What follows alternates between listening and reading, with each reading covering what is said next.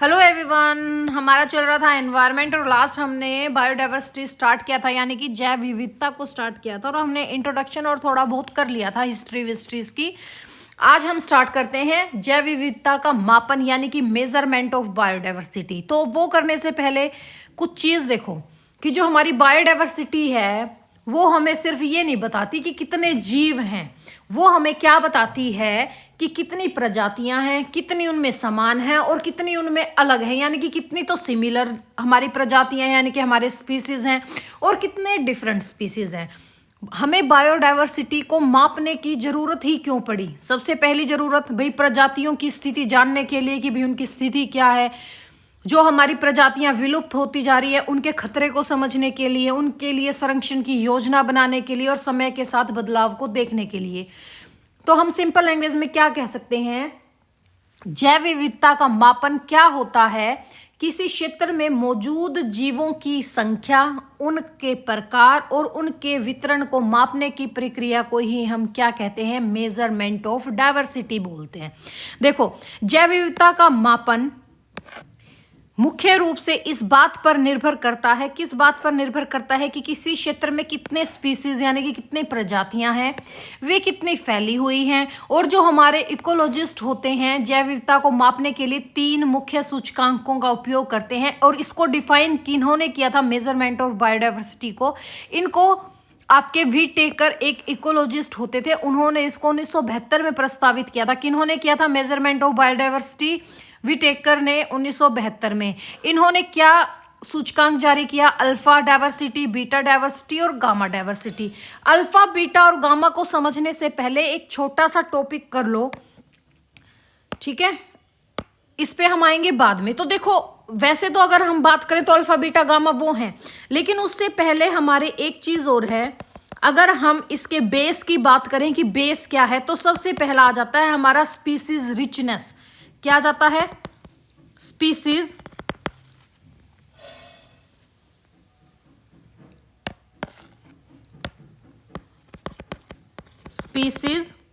Richness. Species richness क्या होती है? स्पीसीज रिचनेस को हम बोलते हैं प्रजातीय समृद्धि। क्या बोलते हैं? प्रजातीय समृद्धि। प्रजातीय समृद्धि, प्रजाति जो है हमारी अलग अलग हम स्पीसीज हैं, ये क्या होती है? ये होती है कि किसी क्षेत्र में कुल कितनी प्रजातियां हैं, यानी कि टोटल कितनी प्रजातियां हैं, कुल प्रजातियों की संख्या। मान लो ये आपका जंगल ए है, ये मान लो आपकी जंगल बी है, इसमें मान लो 10 आपके स्पीसीज रहते हैं, इसमें 30+ स्पीसीज रहते हैं। तो अब ये बताओ कि बायोडाइवर्सिटी किस में ज्यादा होगी? हम कह देंगे बायोडाइवर्सिटी जहां स्पीसीज ज्यादा होते हैं वहीं बायोडाइवर्सिटी ज्यादा होती है।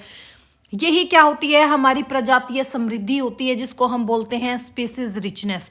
दूसरा आ जाता है हमारा प्रजातीय समानता। क्या आ जाता है? प्रजातीय समानता। प्रजातीय समानता क्या होती है? इसको हम क्या बोलते हैं इंग्लिश में? Species evenness. क्या बोलते हैं? Species evenness. स्पीसीज इवननेस का मतलब क्या होता है कि जो आपके स्पीसीज हैं ये सिमिलर कितने हैं, सिमिलर कितने यानी कि समान कितने हैं। जैसे मान लो यही एक एरिया ए है, यही एरिया एक बी है, ये एरिया ए है, ये एरिया बी है, इसमें तो हमारे स्पीसीज बहुत ज्यादा हैं। और एक मान लो डॉग्स ज्यादा है, यहाँ पे डॉग्स ज्यादा हैं, कैट कम है, बर्ड्स कम है, ह्यूमन कम है। बट यहाँ पे डॉग्स भी हैं, कैट भी हैं, हमारे बर्ड्स भी हैं, ह्यूमन भी है। तो ये क्या हो गया? तो बायोडाइवर्सिटी के हिसाब से जो हमारा बी हो गया, ये कैसा है? ये ज्यादा स्टेबल बायोडाइवर्सिटी होगा। इसको बोलते हैं हम प्रजातीय समानता, जिसको हम बोलते हैं प्रजातीय स्पीसीज इवननेस। अगर हम बात करें कि भाई जो हमारे बायोडाइवर्सिटी के इंडीज हैं, यानी कि जो सूचकांक हैं हमारे, जो हमारे सूचकांक है जिसको हम बोल देते हैं इंडीज, उसमें आपका एक आता है कौन सा? इनमें इंडेक्स में, इस इंडेक्स में आपका पहला क्या आता है? शैनन का था। कौन सा? शैनन। शैनन, SHANNON, शैनन वाइनर इंडेक्स। इन्होंने क्या इंडेक्स जारी किया था, Wiener index, Shannon Wiener index में, जिसको हम बोलते हैं H डैश। यहाँ पे क्या हुआ था, इन्होंने जो इंडेक्स जारी किया था वहां पे था जो हमारे स्पीसीज हैं और इनकी काउंटिंग, स्पीसीज की काउंटिंग यानी कि प्रजातियों की संख्या, प्लस जो इनमें समानता है, जो इनमें समानता है यानी कि इक्विवेलेंट हैं ये समानता, ये इन दोनों का ही इंडेक्स होता है। अगर H डैश एक्स्ट्रा है तभी वहां पे क्या होगा, बायोडाइवर्सिटी भी ज़्यादा होगी। इस चीज़ को समझ के आप, यानी कि यहाँ सबसे अधिक आपको प्रयोग किए जाने वाला सूचकांक हमारा कौन सा है, इंडेक्स शैनन वाइनर इंडेक्स है, जिसका मतलब क्या होता है, प्रजातियों की संख्या प्लस समानता दोनों को ही ये मापता है कि सिमिलरिटी भी कितनी है और कितने स्पीसीज यहाँ पे रहते हैं और कितने सिमिलर स्पीसीज भी रहते हैं। ये जो हमारा शैनन वाइनर इंडेक्स है ये सबसे बेस्ट इंडेक्स होता है मापने का। फिर एक और इंडेक्स है भाई, ये फिर स्टार्ट हो गए,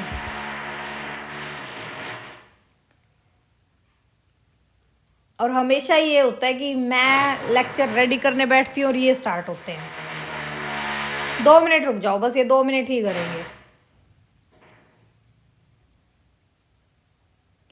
देखिए दूसरा होता है हमारा सिम्पसन इंडेक्स। कौन सा, 2 मिनट वेट कर लो बस।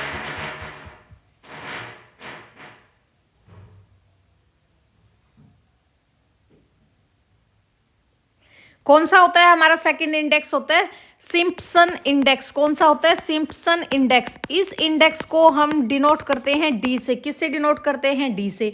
ये क्या होता है कि किसी कोई भी हमारा मान लो एरिया है, उसमें 2 जीवों की एक ही प्रजाति के होने की संभावना हो, ठीक है, 2 जीवों के एक ही प्रजाति के होने की जहां पॉसिबिलिटी होती है, 2 जीव मान लो 2 डॉगी हैं, लेकिन उनके वो क्या हैं, एक ही स्पीसीज हो गए, हो तो डॉग ही गए, चाहे वो रोटविलर हो या हमारा इंडी डॉग हो, है तो वो डॉग्स ही, बट क्या है उनकी प्रजाति सेम हो बट वैसे वो काउंट में अलग अलग हों।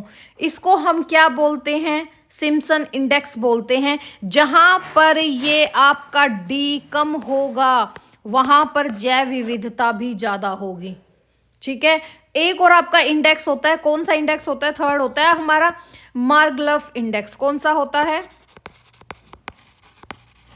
मार्गलफ इंडेक्स। मार्गलफ इंडेक्स क्या होता है, जहां पर हमारे स्पीसीज रिचनेस ज़्यादा हो, जहां बहुत ज़्यादा स्पीसीज रहते हो, उसी को हम क्या बोलते हैं, मार्गलफ इंडेक्स से वो मापा जाता है, ठीक है। 3 थे, कौन कौन सा था, एक तो हमारा था शैनन वाइनर इंडेक्स, जिसको हम H डैश से डिनोट करते हैं कि भाई प्रजातियों की संख्या प्लस दोनों की भी जो सिमिलरिटी है उसको ये मेजर करता है।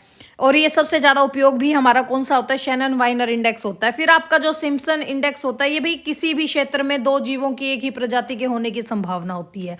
और मार्गलफ इंडेक्स आपका स्पीसीज रिचनेस पे ही डिपेंड होता है। फिर आगे देखो बात क्या आई थी कि जो हमारे विटेकर थे, इन्होंने क्या सूचकांक जारी किया था, अल्फा डाइवर्सिटी, बीटा डाइवर्सिटी और गामा डाइवर्सिटी। अब हम इनको करते हैं कि अल्फा डाइवर्सिटी क्या होती है। अल्फा डाइवर्सिटी होती है एक कोई छोटा सा एरिया हो, मान लो ये कोई एरिया है लेकिन यहाँ पर स्पीसीज बहुत ज़्यादा अलग अलग हों, स्पीसीज क्या हो, अलग अलग हों। यानी कि एक मान लो कोई भी जंगल है, जंगल के अंदर अलग अलग प्रजातियां, भाई शेर भी है, चीता भी है, कुत्ता भी है, भैंस भी है, जिराफ भी है, आपकी बिल्ली भी है, आपके प्यूमा भी हैं, आपके मतलब हर चीज़, जैगुआर भी हो गया, हिरन भी हो गया, मतलब स्पीसीज जो ज़्यादा होते हैं उसी को हम क्या बोलते हैं, अल्फा डाइवर्सिटी बोलते हैं। क्या बोलते हैं, अल्फा डाइवर्सिटी। यह किसी एक क्षेत्र, विशेष क्षेत्र या स्थानीय परिस्थितिकी तंत्र के भीतर की विविधता होती है। इसे प्रजातियों की संख्या यानी कि इसको ही हम क्या बोलते हैं, स्पीसीज रिचनेस गिनकर इसको मापा जाता है, ठीक है। इसीलिए मैंने पहले आपको स्पीसीज रिचनेस और ये सब चीज़ करवाई थी क्योंकि ये चीज़ इसमें यूज होंगी। फिर सेकंड हमारी क्या होती है, देखो इसका एग्जाम्पल क्या है, मान लो यदि आप एक छोटे से बगीचे में जाते हो, वहाँ 10 अलग अलग तरह के फूल और 5 तरह की तितलियां गिनते हो तो वह उस बगीचे की क्या होगी, अल्फा डाइवर्सिटी होगी। बीटा डाइवर्सिटी क्या होती है, दो क्षेत्रों के बीच प्रजातीय अंतर मिले, स्पीसीज का डिफरेंस मिले। देखो अब हम जा रहे हैं, जंगल है, जंगल भी है, और जंगल के अंदर आपको क्या मिले, घास की भूमि भी मिल जाए। क्या मिल जाए, घास की भूमि भी मिल जाए। ये क्या होगी, ये होगी हमारी क्या चीज, बीटा डाइवर्सिटी, यानी कि दो अलग अलग पारिस्थितिक तंत्रों या समुदायों के बीच में विविधता की तुलना करती है। ठीक है, जैसे जंगल और घास भूमि की तुलना होगी, दो क्षेत्रों के बीच में कोई भी प्रजातीय अंतर हो। ये क्या मेजर करती है, यह देखती है कि एक क्षेत्र से दूसरे क्षेत्र में जाने पर प्रजातियों में कितना बदलाव या कितना टर्न ओवर आता है। ठीक है, कि अभी देखो जैसे जंगल है, जंगल में आपको ज्यादातर क्या देखने को मिलेंगे, जो भी आप अब अंदाजा लगा लो, वहीं आपको घास के मैदानों में क्या देखने को मिलेंगे, वहीं हमारे जो सिमिलर जो हमारा हम जहाँ पे रहते हैं प्लेन लैंड पे, वहाँ पे हमें क्या देखने को मिलता है, जो हमारा घर है या आसपास का एरिया है, वहाँ पे शेर तो नहीं आ सकता। कभी कभी एक्सेप्शनल केस हैं कि भाई आ जाते हैं भटकते भटकते, उनका भी रीजन है, भाई जंगल को काटते जा रहे हैं तो वो जंगली जानवर भी कहाँ जाएंगे। ठीक है, जो हमारा वाइल्ड एनिमल है वो कहाँ जाएगा, जब जंगल ही आप खत्म कर रहे हो तो ऑब्वियस बात है वो हमारे ही एरिया में आएंगे। आप उनके जंगल खत्म कर रहे हो तो रहेंगे तो वो भी, तो बस वही चीज़ है, इस एक्सेप्शनल केसेस को छोड़ो और बात आती है ये। तो हमारा बीटा डाइवर्सिटी क्या होती है कि एक क्षेत्र से दूसरे क्षेत्र पर जाने पर हमें स्पीसीज में कितना चेंज देखने को मिलता है। फॉर एग्जाम्पल, यदि आप एक पहाड़ की तलछटी से चोटी की ओर जाते हो, यानी कि बेस से आप पीक की तरफ जाते हो, तो नीचे मिलने वाले पेड़ ऊपर नहीं मिलते। इन दोनों क्षेत्रों के बीच प्रजातियों का यह अंतर ही क्या कहलाता है, बीटा डाइवर्सिटी कहलाता है। फिर आता है गामा डाइवर्सिटी। क्या होता है, गामा डाइवर्सिटी होता है कि मान लो एक बहुत बड़ा क्षेत्र है, उसके अंदर कितनी आपको बायोडाइवर्सिटी देखने को मिलती है। मान लो हमारी कोई स्टेट होगी या कंट्री होगी, वहां पे अलग अलग क्या क्या चीजें, क्या क्या स्पीसीज मिलते हैं, वही क्या होती है, हमारी गामा डाइवर्सिटी होती है। यह बहुत बड़े भौगोलिक क्षेत्र या तो पूरा देश लगा लो, आपका कोई भी कॉन्टिनेंट लगा लो, इनकी कुल विविधता को मापती है कौन सी, हमारी गामा डाइवर्सिटी। इसका मेजरमेंट हम कैसे करते हैं, यह उस पूरे क्षेत्र में मौजूद सभी अल्फा विविधताओं का योग होती है। फॉर एग्जाम्पल, जैसे हमारा भारत है, ये एक विशाल देश की कुल जैव विविधता, जिसमें हिमालय भी आ गया, हमारा रेगिस्तान भी आ गया, वेस्टर्न घाट भी आ गया, और सभी सारे छोटे मोटे एरिया सब शामिल हो गए। अब इन सब में कितनी स्पीसीज रहती है, एक तो हम बात करें कि भाई हिसार में कितनी स्पीसीज रहते हैं, एक हम बात करें हरियाणा में कितने रहते हैं, फिर हम बात करें कि ये बताओ कि पूरे भारत में कितने हैं। तो उन सब का जो मेजरमेंट होता है वही क्या होती है, हमारी गामा डाइवर्सिटी होती है। ठीक है, इसी को हम क्या बोलते हैं, गामा डाइवर्सिटी होती है। समझ में आ गया। जैसे देखो फॉर एग्जांपल अगर हम बात करें, मान लो ये ए गांव है, ये बी गांव है, ये ए गांव है, ये बी गांव है, यहाँ पे 20 स्पीसीज रहते हैं, यहाँ पे 40 स्पीसीज रहते हैं। तो जो आपका ये बी होगा, यहाँ पे स्पीसीज रिचनेस कितनी होगी, ज़्यादा होगी, यहाँ पे स्पीसीज रिचनेस कितनी होगी, कम होगी। और बी में इवननेस भी आपकी ज़्यादा होगी और ए में इवननेस भी कम होगी। इसी को हम क्या बोलते हैं, मेजरमेंट ऑफ बायोडाइवर्सिटी। अब अगर हम बात करें जो हमारा बायोडाइवर्सिटी है, इसके महत्व क्या हैं, सबसे पहले तो भाई कंजर्वेशन प्लानिंग बनाते हैं, इसके तहत संरक्षण उपाय, हॉटस्पॉट की पहचान करते हैं, जैसे भारत में टोटल 4 हॉटस्पॉट हैं, एक एनवायरमेंटल इम्पैक्ट असेसमेंट बनाते हैं, क्लाइमेट चेंज पर स्टडी करते हैं। तो हम सिंपल लैंग्वेज में क्या कह सकते हैं, स्पीसीज रिचनेस जैव विविधता का सबसे सरल माप है। आपका जो शैनन इंडेक्स डाइवर्सिटी और इवननेस दोनों को बताता है। हमारा अल्फा बीटा गामा डाइवर्सिटी स्थान के अनुसार हमारी बायोडाइवर्सिटी को दिखाते हैं। समझ में आ गया। तो जो चीज़ मापी जा सकती है उसी को तो बचाया जा सकता है। समझ रहे हो इस चीज़ को, जो चीज़ की मेजरमेंट होती है उसी चीज़ को ही बचाया जा सकता है, इसलिए जैव विविधता का मापन जरूरी हो जाता है। अभी देखो, जैव विविधता को मापने के दो पहलू हैं जो मैं आपको समझा चुकी हूँ। मापन के दौरान वैज्ञानिक दो और महत्वपूर्ण बातों को ध्यान में रखते हैं। एक तो वही स्पीसीज रिचनेस और स्पीसीज इवननेस, दोनों समझा चुकी मैं। ये केवल उस क्षेत्र में रहने वाली प्रजातियों की कुल संख्या होती है। और स्पीसीज इवननेस क्या होती है, देखती है कि विभिन्न प्रजातियों के जीवों की संख्या आपस में कितनी संतुलित है। फॉर एग्जाम्पल, मान लो एक जंगल में 100 पेड़ हैं, उनमें से 95 तो नीम के पेड़ हैं, 5 आम के पेड़ हैं, तो समता क्या है, इनके बीच में समानता क्या होगी, समता कम है, समता कम होगी। यदि 50 नीम के पेड़ और 50 आम के पेड़ होते तो हम कह सकते हैं कि हाँ भाई इक्विवेलेंट है, समान है। ये चीज क्या होती है, स्पीसीज इवननेस और स्पीसीज रिचनेस। समझ में आ गया होगा। अगर हम बात करें तो वही गणितीय जो सूत्र थे हमारे, इंडीज थे, ये भी मैं आपको समझा चुकी कि शैनन इंडेक्स क्या होता है, सिम्पसन इंडेक्स क्या होता है।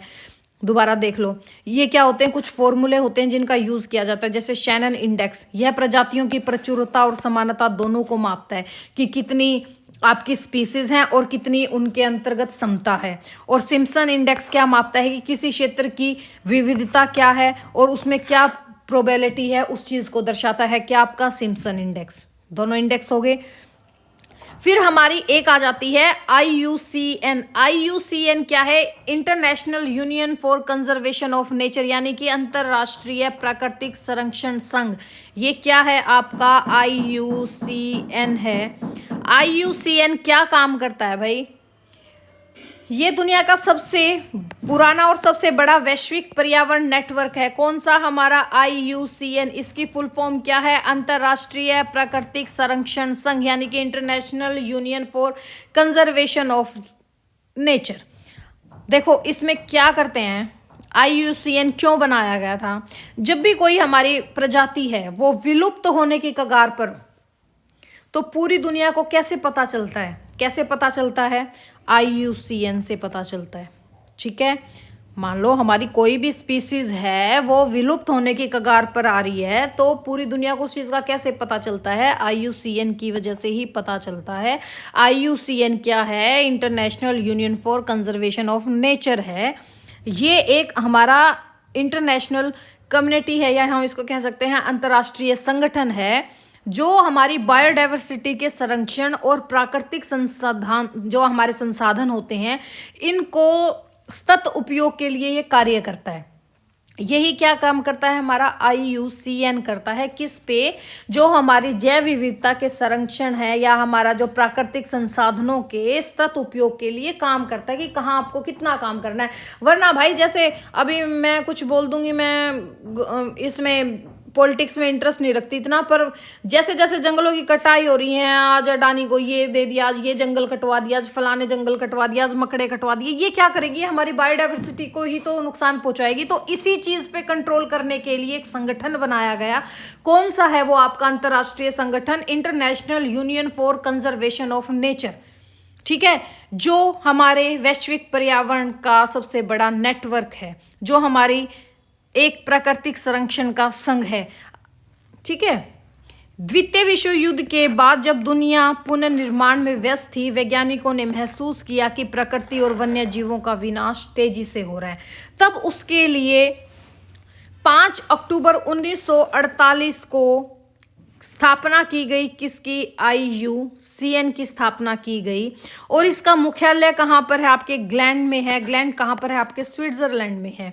इसके अंतर्गत कौन कौन से आपके सदस्य होते हैं, जैसे हमारी कंट्रीज होगी, सरकारी एजेंसियां होंगी, NGOs होंगे, वैज्ञानिक संस्थान होंगे, ये क्या है, इसके सदस्य होते हैं। इस किस उद्देश्य के लिए बनाया गया था, किस उद्देश्य के लिए बनाया गया था ये, भाई जैव विविधता का संरक्षण हो, विलुप्त प्राय प्रजातियों की पहचान की जा सके, पर्यावरण संरक्षण में सरकारों की मदद ली जा सके, सतत विकास को बढ़ावा देने के लिए ही हमने IUCN का गठन किया था। इसका उद्देश्य क्या था, दुनिया की प्राकृतिक स्थिति को बनाए रखना और प्राकृतिक संसाधनों को सतत उपयोग को बढ़ावा देना, यानी कि सस्टेनेबल यूज को बढ़ावा देना, जैव विविधताओं का संरक्षण करना, विलुप्त प्राय प्रजातियों की पहचान करने के लिए, पर्यावरण संरक्षण में हमारी गवर्नमेंट की मदद के लिए और सतत विकास को बढ़ावा देने के लिए ही हमने किसका क्या बनाया था, IUCN बनाया था। तो देखो जो आपका ये IUCN है, ये कहाँ पहले किस जगह पे था, ये था फोंटेनब्लू। कहाँ पर है ये? आपके फ्रांस में है एक जगह, कौन सी? फोंटेनब्लू। यहाँ पे इसके जो संस्थापक है वो कौन है? यूनेस्को के पहले महानिदेशक जूलियन हेक्सले की पहल से इसको स्थापित किया गया था। अब क्वेश्चन आ जाएगा क्या कि IUCN किन के द्वारा स्थापित किया गया था? जो हमारे यूनेस्को के पहले महानिदेशक थे, कौन थे? जूलियन हेक्सले। इनकी पहल पर ही IUCN को स्थापित किया गया था। स्टार्टिंग में इसका नाम क्या था? स्टार्टिंग में इसका नाम था IUPN। IUPN का मतलब क्या है? International union for the protection of nature. Starting में इसका ये नाम था। स्थापना जब ये स्थापित हो गया था IUPN, तो उसके 8 साल के बाद यानी कि 1956 में, 48 में हुआ था इसका गठन। कब? 5 अक्टूबर 1948 को। फिर 8 साल के बाद यानी कि 1956 में एडिनबर्ग, स्कॉटलैंड में एक सम्मेलन हुआ। इस सम्मेलन के दौरान इसका नाम चेंज कर दिया। क्या नाम चेंज कर दिया? International union for conservation of nature यानी कि IUCN कर दिया। तो अगर क्वेश्चन आ जाए IUCN ने किसको रिप्लेस किया था, तो हम कह देंगे IUPN को रिप्लेस किया था। क्या रीजन था कि भाई हमने इसका नाम चेंज किया? क्योंकि वैज्ञानिक क्या मानते थे कि P फॉर प्रोटेक्शन यानी कि संरक्षण बचाव के बजाय अब हम काम किस पे करते हैं? कंजर्वेशन पे काम करते हैं, यानी कि सतत उपयोग और प्रबंधन पर। ये शब्द इनको अच्छा लगा, व्यापक लगा, स्टीक लगा, इसलिए इन्होंने P को किस में, प्रोटेक्शन को किस में चेंज कर दिया? कंजर्वेशन में चेंज कर दिया। ठीक है, फिर ये आ जाता है कि बताओ भाई IUCN की जो आपकी रेड लिस्ट होती है, कैटेगरी कौन सी कैटेगरीज में आती है? एक तो आपकी आती है लिस्ट कॉन्सर्न। लिस्ट कॉन्सर्न क्या होती है? जिसको हम बोलते हैं LC के नाम से, यानी कि कोई खतरा नहीं है उन प्रजातियों को। फॉर एग्जाम्पल हमारा जैसे को है। तो देखो फिर क्या हुआ, 1964 में रेड लिस्ट की शुरुआत हुई। रेड लिस्ट क्या थी? IUCN की सबसे प्रसिद्ध red list of threatening species, यानी कि जो आपकी रेड डाटा बुक है। कौन सी? Red data book. Red data book के बारे में भी हम डिटेल से पढ़ेंगे। Red list of threatened species यानी कि रेड डाटा बुक प्रकाशित करना स्टार्ट कब किया? IUCN ने 1964 में किया। रेड लिस्ट की शुरुआत कब की? IUCN ने 1964 में की। और ये आज भी दुनिया का सबसे विश्वसनीय डेटाबेस ही बोला जाता है। फिर देखो 1970 के दशक में ना 2 संधियां हुई। कौन कौन सी संधियां हुई? जैसे 2 क्या हुई, काफ़ी संधियां हुई हैं। जैसे IUCN ने कई अंतर्राष्ट्रीय कानूनों और संधियों के मसौदे तैयार करने में मदद की। जैसे हमारी जो रामसर साइट्स हैं, रामसर कंजर्वेशन है जो 1971 में आपका स्टार्ट हुआ था, रामसर जगह से ही स्टार्ट हुआ था। ये क्या था? ये जो हमारी वेटलैंड्स होती हैं, आर्द्र भूमि होती है, इनके संरक्षण के लिए था। फिर जैसे आपकी साइट्स हुई 1973 में। साइट्स किसके लिए यूज होती हैं? जो हमारी लुप्त प्राय प्रजातियां हैं, यानी कि जो प्रजातियां लुप्त होने की कगार पर आ रही हैं, उनके व्यापार को रोकने के लिए आपका कौन सा आया था? IUCN ने किस पे संधि की? साइट्स पे की। कब की? 1973 में। और रामसर कन्वेंशन कब हुआ? 1971 में। फिर एक और हुआ, कौन सा? वर्ल्ड हेरिटेज कन्वेंशन कब हुआ? 1972 में हुआ। ठीक है, वर्ल्ड हेरिटेज कन्वेंशन कब हुआ? 1972 में हुआ।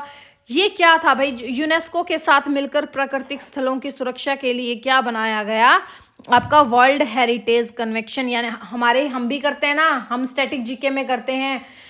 कौन सा? इंडिया हेरिटेज कन्वेंशन करते हैं ना। इंडियन हेरिटेज साइट्स कौन सी हैं? वही ये वर्ल्ड हेरिटेज कन्वेंशन स्टार्ट कब हुआ था? 1972 में स्टार्ट हुआ था। फिर अगली संधि कौन सी हुई? 1980 में हुई। किस पर हुई? वर्ल्ड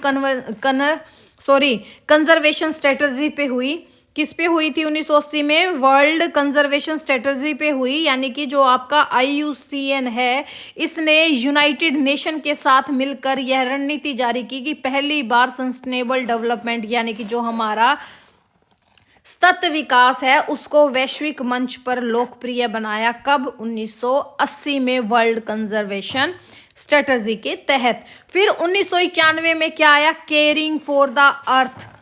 इस पे संधि हुई। किस पे संधि हुई? 1991 में केयरिंग फॉर द अर्थ। यानी कि यहाँ पे क्या था? इन्होंने एक नया दस्तावेज जारी किया जिसमें पर्यावरण और विकास को एक साथ जोड़ने पर जोर दिया। ये किस में हुआ था? केयरिंग ऑफ द अर्थ जो संधि हुई थी 1991 में। अब हम अगर बात करते हैं IUCN की, तो इसका मुख्यालय स्टार्टिंग में कहाँ था? आपके बेल्जियम में था। बेल्जियम के भी किस एरिया में? ब्रुसेल्स एरिया में था। स्टार्टिंग में इसका मुख्यालय कहाँ था? हमारे बेल्जियम के ब्रुसेल्स में था, लेकिन 1961 में इसे कहाँ पर ट्रांसफर कर दिया, स्विट्जरलैंड के मोर्स में इसको ट्रांसफर कर दिया था, और बाद में इसे ग्लैंड ले जाया गया, जहां आज भी ये स्थित है। कहाँ स्थित है आज के दिन ये? ग्लैंड में ना। कहाँ पर इसका मुख्यालय आज के दिन? ग्लैंड स्विट्जरलैंड में। ठीक है, ग्लैंड भी कहाँ है आपका? स्विट्जरलैंड में है। और वैसे इसकी स्थापना कब हुई थी? 1948 में, लेकिन 1961 में इसको कहाँ पर आपका ट्रांसफर कर दिया गया? ग्लैंड ले जाया गया। तो क्वेश्चन आ जाए, IUCN का पहले मुख्यालय कहाँ था? हम कह देंगे ब्रुसेल्स में था, जो बेल्जियम में है।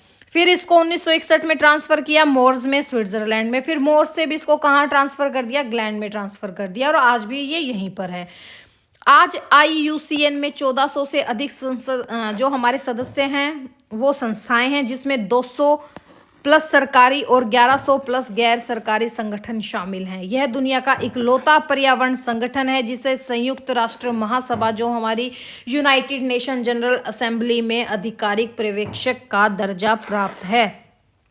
क्वेश्चन आ जाए कि कौन सा पर्यावरण संगठन है जिसको यूनाइटेड नेशन महासभा में आधिकारिक पर्यवेक्षक का दर्जा प्राप्त है, तो हम किसको कह देंगे? IUCN को है।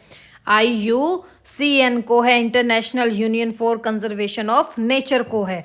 तो देखो इसकी थोड़े से कीवर्ड्स देख लेते हैं कि कीवर्ड्स क्या हैं इसके। 1948 में क्या हुआ? IUPN के नाम से इसकी स्थापना फ्रांस में की गई। 1956 में इसका नाम बदल के IUPN की जगह क्या कर दिया था? प्रोटेक्शन की जगह किस में चेंज कर दिया था? कंजर्वेशन में चेंज कर दिया था। फिर 1964 में इन्होंने रेड डाटा बुक प्रकाशित की अपनी पहली बार। 1980 में सस्टेनेबल डेवलपमेंट का विचार दिया, और 1999 में UN महासभा में पर्यवेक्षक का दर्जा मिला। अब जो हमारी IUCN की जो रेड लिस्ट है, यानी कि जो ये रेड डाटा बुक अपनी प्रस्तुत करते हैं, इसकी शुरुआत कब से हुई? 1964 में शुरू हुई, और यह सूची दुनिया भर के पौधे और जानवरों की प्रजातियों के विलुप्त होने के खतरे का आंकलन करती है। जैसे हम अगर बात करें, IUCN प्रजातियों को मुख्य रूप से 9 श्रेणियों में बांटा जाता है। किन किन श्रेणियों में बांटा जाता है? एक तो विलुप्त, जो एक्सटिंक्ट होते हैं, जिसको हम X का नाम दे देते हैं। क्या देते हैं? XN। ठीक है, एक्स का नाम देते हैं। ये क्या होता है? एक्सटिंक्ट, यानी कि जो पूरी तरीके से समाप्त हो गई है। फॉर एग्जाम्पल हमारा डायनासोर लगा लो, या डोडो पक्षी लगा लो, ये बिल्कुल पूरी तरीके से खत्म हो चुके हैं। इनको हम क्या कहते हैं? विलुप्त हो चुके हैं, जो यानी कि एक्सटिंक्ट हो चुके हैं। इसको हम डिनोट किससे करते हैं? EX से करते हैं। फिर दूसरा हमारा कौन सा है? जंगल से विलुप्त, जो जंगल से जा चुके हैं। ठीक है, extinct in the wild, EW से इसको हम डिनोट करते हैं। जो जंगल में नहीं, केवल संरक्षण केंद्रों में है, जो हमारे चिड़ियाघरों में है। फॉर एग्जाम्पल जैसे हमारे प्लांट्स हो गए, या कुछ हमारे चिड़ियाघर में कुछ पक्षी हो गए, जो केवल चिड़ियाघर या कृत्रिम आवास में बचे हुए हैं, वो कौन से हैं? हमारे जंगल से विलुप्त हो चुके हैं। और जो क्रिटिकल एंडेंजर्ड हैं, यानी कि जिसको हम CR से डिनोट करते हैं, यानी कि जो घोर संकटग्रस्त में है, यानी कि जिन पे अत्यधिक खतरा है कि ये कभी भी विलुप्त हो सकते हैं। विलुप्त होने का जिनका सबसे ज्यादा खतरा हो, वो किस में आते हैं? घोर संकटग्रस्त में आते हैं।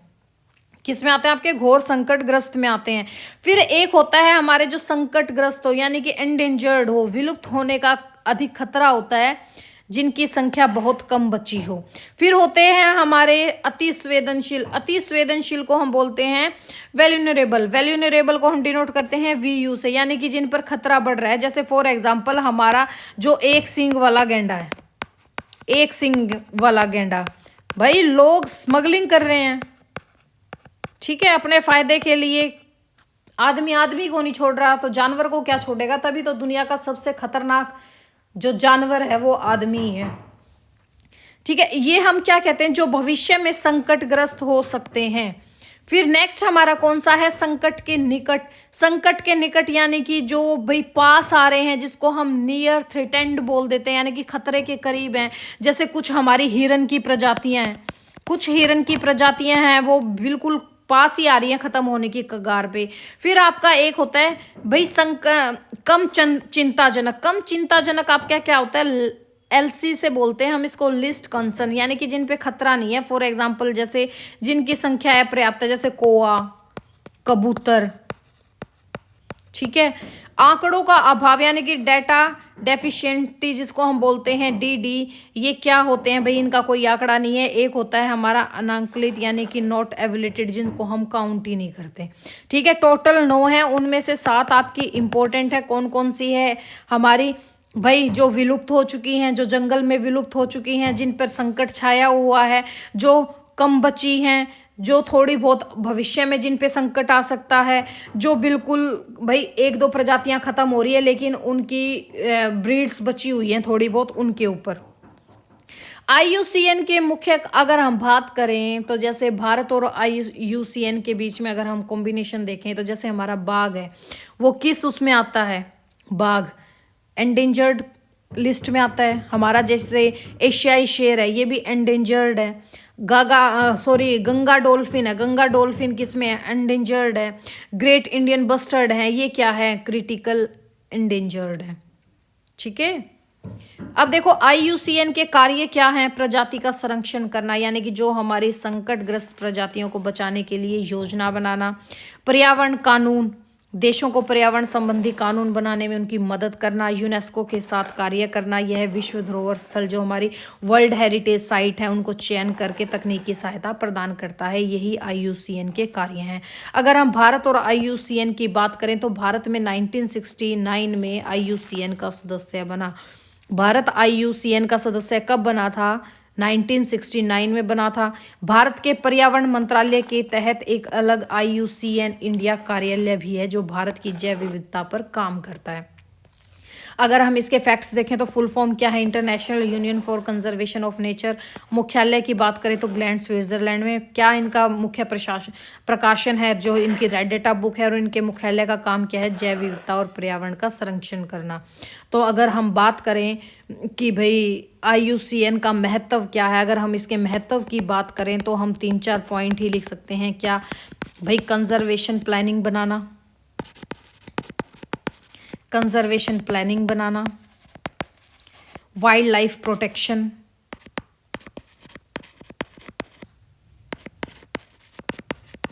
वाइल्ड लाइफ प्रोटेक्शन लॉ बनाना, कानून बनाना उन पर, एनवायरमेंट अवेयरनेस,